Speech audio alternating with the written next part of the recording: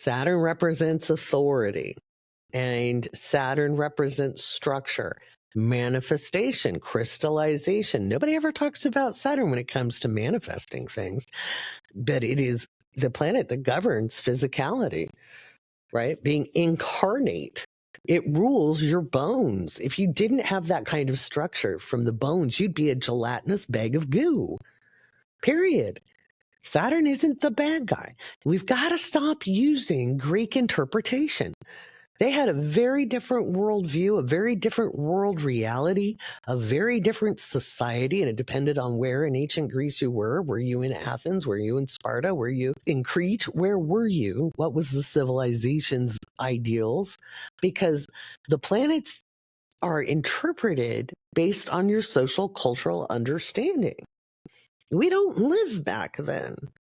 And if you think they were wiser, I'd like to remind you, people married siblings. Okay. People drank out of lead cups. People put belladonna in their eyes. Okay. I know we've got microplastics in us, but we have had social growth and social awareness, even though there's a pushback against us. And I'm a progressive evolutionary astrologer. I want to remove binary thinking from how we interpret astrology. I think it holds us back. In fact, I know it holds us back. So when we look at Saturn, it's just the bad guy, even in mundane astrology, although some of that plays out.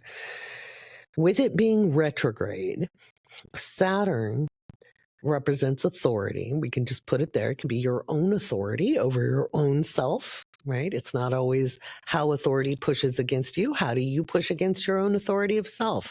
Do you hand over your power? A lot of people do.